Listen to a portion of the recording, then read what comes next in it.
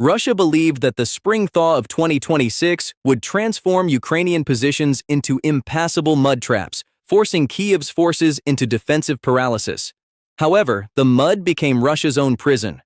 Between March 2nd and March 14th, 2026, Ukrainian Marines liberated 12 settlements across the Zaporizhzhia and Donetsk regions, exploiting conditions that Moscow's generals had counted on as their greatest ally. The territorial gains span approximately 187 square kilometers, representing the largest single Ukrainian advance since the autumn operations of 2025. This is not a minor tactical adjustment. This is the complete inversion of Russia's seasonal warfare doctrine, a doctrine that has anchored Moscow's military planning for over 2 centuries. General Winter has officially switched sides, and the consequences will reshape the entire Eastern Front. The images you are about to see on your screens document how modern technology has obliterated traditional seasonal warfare advantages. What you see is the Ukrainian 35th Marine Brigade operating specialized all-terrain vehicles designed specifically for spring mud conditions, vehicles that Russia does not possess in meaningful numbers. The footage shows Marine units moving through areas where Russian forces remain completely immobilized. But that is not the most shocking detail. There are 3 critical factors that enabled this breakthrough. The first is Ukraine's deployment of Swedish-designed BvS-10 all-terrain tracked vehicles capable of traversing deep mud that stops conventional armor. The second is the systematic pre-positioning of logistics nodes on frozen ground during February, creating supply lines that remain functional despite the thaw. The third is Russia's catastrophic failure to prepare alternative mobility solutions, leaving entire battalions stranded in defensive positions they cannot reinforce or evacuate.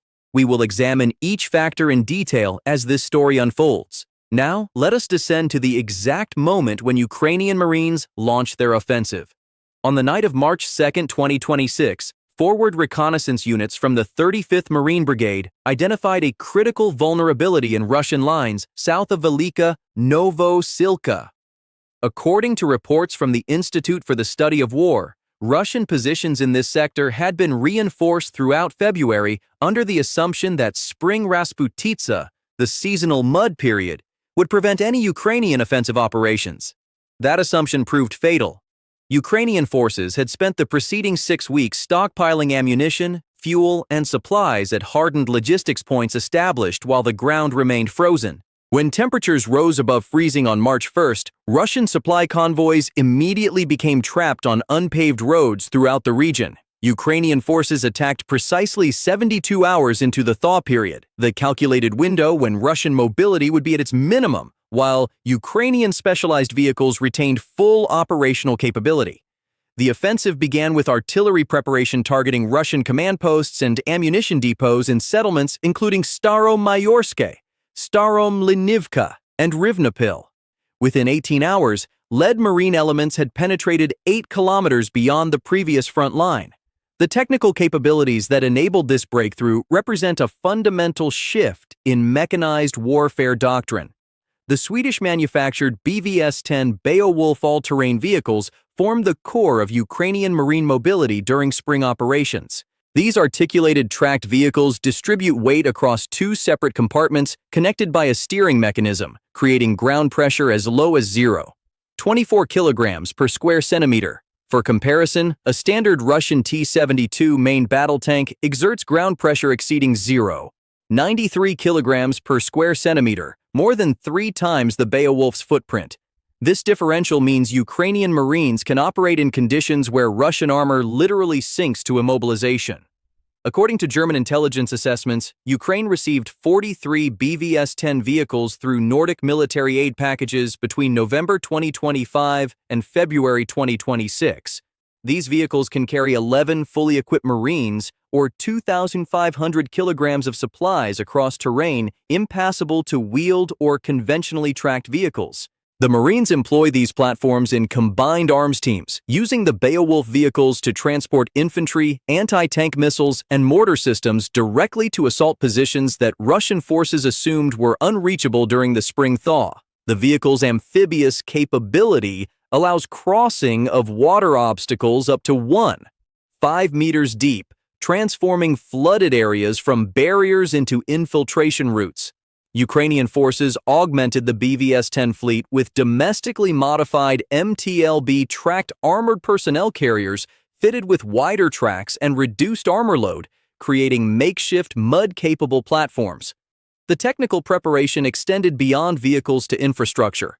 Throughout February, Ukrainian engineers constructed corduroy roads, traditional log surface paths that remain passable during mud season, along primary advance routes.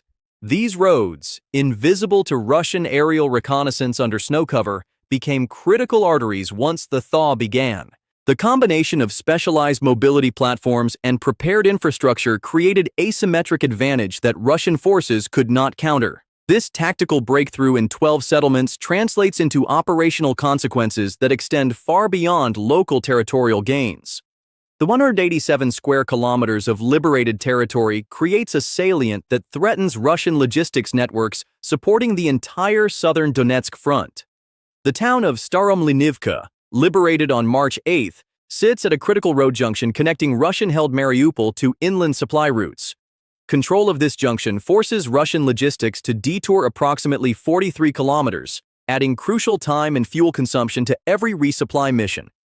According to military analysts at the Center for Strategic and International Studies, the extended logistics routes will reduce Russian ammunition delivery capacity in the southern sector by an estimated 32%. The liberation of Rivnopil on March 11th carries even greater strategic weight. This settlement sits on elevated terrain, providing direct observation of Russian positions extending 12 kilometers to the east. Ukrainian artillery forward observers now possess unobstructed sight lines to target Russian artillery positions, command posts, and logistics nodes that previously operated in relative security behind the front line. The geography transforms Ukrainian artillery from reactive counterbattery fire to proactive interdiction of Russian support infrastructure. The cumulative effect creates a cascading logistics crisis. Russian forces must either commit mobile reserves to counterattack operations in unfavorable mud conditions, or accept the permanent loss of these positions and the operational disadvantages that follow. Early indicators suggest Moscow lacks both the specialized mobility assets and the tactical flexibility to mount effective counterattacks during the remaining spring thaw period. Ukrainian forces are exploiting this paralysis with aggressive reconnaissance operations, probing for additional weak points along a 140-kilometer front stretching from Velika Novosilka to Vuhledar. The geopolitical implications of Ukraine's spring offensive success extend far beyond the immediate battlefield. This operation demonstrates to Western allies that Ukrainian forces have absorbed and operationalized advanced military concepts, including terrain-dependent mobility planning, logistics pre-positioning, and combined arms coordination at levels matching or exceeding NATO standards. According to statements from NATO Secretary General Mark Rutte on March 13, 2026, the successful spring offensive validates the alliance's investment in Ukrainian military modernization and strengthens arguments for continued military aid. The battlefield success directly counters Russian propaganda narratives that Ukraine's military capability is declining due to manpower shortages and equipment losses. Instead, the operation showcases Ukrainian innovation in adapting commercial and allied military technology to create asymmetric advantages against numerically superior Russian forces. For European allies, particularly the Nordic countries that provided the critical BVS-10 vehicles, the operation validates their specific contributions and demonstrates that carefully selected capabilities can produce strategic effects disproportionate to monetary cost.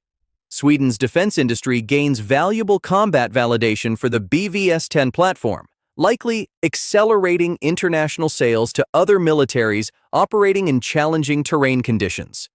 The spring offensive also impacts Chinese calculations regarding support for Russia.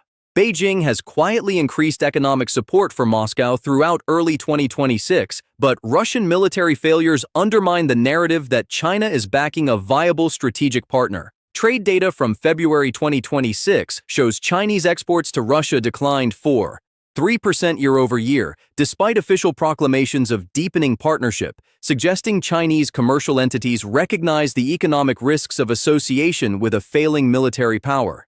The battlefield dynamics also influence American, domestic, political debates over Ukraine aid. Congressional skeptics of continued military assistance base arguments on pessimistic assessments of Ukrainian military prospects. The spring offensive success complicates those narratives by demonstrating Ukrainian capability for offensive operations when properly equipped, potentially shifting legislative dynamics around pending aid packages. The human dimension of this spring offensive reveals both Ukrainian adaptability and Russian systemic failure at the individual soldier level. Video footage geolocated to positions near Staromayorsky on March 6 shows Russian infantrymen attempting to evacuate defensive positions on foot through knee-deep mud, abandoning equipment including mortars, machine guns, and anti-tank weapons they cannot carry. The expressions on their faces reflect not fear, but the exhausted resignation of soldiers who recognize they have been abandoned by a logistics system that promised support but delivered nothing. According to intercepted communications published by Ukrainian military intelligence on March 9, Russian battalion commanders in the affected sectors requested emergency resupply and evacuation support as early as March 3. The requests went unanswered for 5 days, while Russian logistics officers attempted to organize convoy movements along roads that had become impassable. By the time Russian command acknowledged the crisis, Ukrainian forces had already severed multiple supply routes, transforming the logistics problem into a tactical catastrophe. Individual Russian soldiers described drinking contaminated water from shell craters and rationing ammunition to fewer than 30 rounds per rifle, knowing that resupply would not arrive before Ukrainian assault forces. The psychological impact of this abandonment cannot be overstated. Russian military culture emphasizes stoic endurance of hardship, but there exists a fundamental difference between hardship in service of achievable objectives and hardship resulting from command incompetence. When soldiers recognize that their suffering stems not from enemy capability, but from their own leadership's failure to provide basic logistics support, unit cohesion disintegrates. Ukrainian intelligence reports document increased desertion attempts from Russian positions throughout the affected sectors, with soldiers preferring surrender or unauthorized withdrawal to remaining in untenable defensive positions. The contrast with Ukrainian Marine units operating in the same conditions could not be starker. Marine infantry described confidence in their logistics support, trust in their specialized vehicles, and pride in executing a complex operation that Western military observers initially deemed too risky. This morale differential translates directly into combat effectiveness, with Ukrainian units maintaining aggressive offensive tempo while Russian forces focus solely on survival and extraction. Looking toward the coming weeks, this spring offensive creates multiple possible escalation pathways with significant implications for the broader war trajectory. In the immediate term, Russian military command faces a critical decision point. Moscow can attempt to commit armored reserves to counterattack operations despite unfavorable terrain conditions, risking further equipment losses and potential catastrophic failures if mechanized units become immobilized in mud. Alternatively, Russian forces can adopt defensive posture throughout the spring thaw period, accepting territorial losses while preparing for summer operations when ground conditions improve. Early indicators suggest Russia is choosing the defensive option by default, lacking both the specialized mobility assets and the tactical competence to execute effective counterattacks in current conditions. This defensive choice carries strategic consequences extending into summer. Every week that Ukrainian forces consolidate control over newly liberated settlements, they improve defensive preparations, making future Russian counterattacks progressively more costly. By the time ground conditions favor mechanized operations in late May or early June, Ukrainian forces will have constructed prepared defensive positions, positioned artillery, and established logistics networks that will require significant Russian combat power to dislodge. The calculus becomes increasingly unfavorable for Moscow with each passing week. Beyond immediate tactical considerations, the spring offensive success may influence Ukrainian operational planning for summer. If current operations continue to demonstrate Russian inability to conduct effective combined arms operations in challenging conditions, Ukrainian military leadership may pursue more ambitious offensive objectives when weather improves. Potential targets include the land bridge connecting Crimea to Russian-held Donbas territories or operations aimed at liberating the entire Zaporizhzhia region. Such operations would require significantly larger forces than the current Marine Brigade operations, but the spring offensive validates the underlying operational concepts of mobility exploitation and logistics preparation that would underpin any major summer campaign. The international community watches these developments with recognition that battlefield momentum influences diplomatic possibilities. Ukrainian territorial gains strengthen Kyiv's negotiating position in any future peace discussions while undermining Russian claims of inevitable victory through attrition warfare. For Russia, the spring defeats compound an already dire strategic situation where military failures accumulate faster than Moscow's propaganda. Apparatus can reframe them as tactical adjustments.